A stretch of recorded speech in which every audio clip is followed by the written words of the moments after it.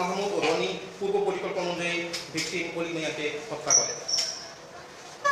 আসামি আপেল মাহমুদ ও রনি পূর্বে একাধিকবার ভিকটিম অলিকে ট্রেনের নিচে চাপা দেওয়ার জন্য রেল লাইনে নিয়ে যায়। এমনকি হত্যাকাণ্ডের দিন অনুমান 6 আগস্ট 2025 তারিখ সকাল 5:30-এর দিকে ভিকটিম অলিকে হত্যার জন্য আসামি আপেল মাহমুদ ও রনি রেল লাইনের উপরে নিয়ে যায়। পরবর্তীতে ওই সময় ট্রেন না আসায় অলি, আপেল, রনি আবার আপেলের বাসায় ফেরত চলে আসে।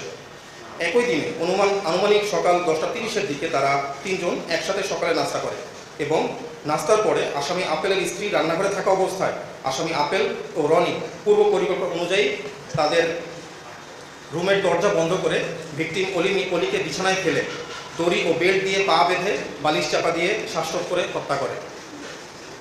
পরে তারা ভিকটিমের লাশ টয়লেটের ভিতরে রেখে দেয় এবং তারা সন্ধ্যার দিকে বাজার থেকে ছুরি, কস্টেপ, কালো ব্যাগ ইত্যাদি নিয়ে আসে এবং 21 তারিখ রাত অনুমানিক 11:45 থেকে 1200 ঘটিকার সময় লাশটাকে টয়লেটের ভিতরে রেখে আসামি আপেল ও রনি বিভিন্ন অংশে টুকরো করে এবং কালো পলিথিনের ভিতরে প্যাকেট করে টয়লেটের সানসেটের উপরে লুকিয়ে রাখে।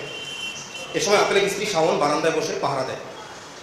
আসামিরা গত 7 আগস্ট 2025 তারিখেও লাশ বাহিরে ফেলার জন্য কোনো প্রকার সুযোগ পায় না।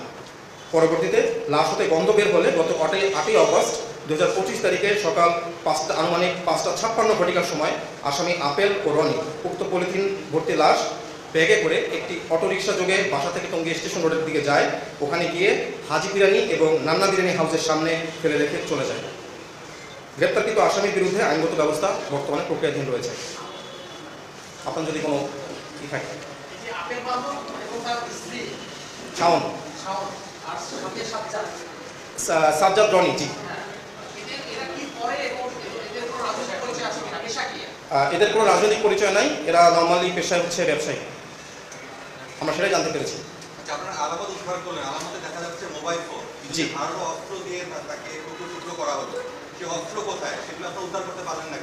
সেটা আমরা যখন আমরা আসামিদেরকে উদ্ধার করার শেষে তাদের কাছ থেকে তাদের যে বাসার ঠিকানা যখন নিই, সে বাসার ঠিকানা নিয়ে তাদের বাসার ঠিকানায় আমাদের যখন গোয়েন্দা লোকজন যায় সাদা পোশাকে গিয়ে দেখতে পারে অলরেডি সেখানে পিবিআই বা পুলিশের যে টিম আছে তারা অলরেডি সেখানে আগে পৌঁছে গেছে।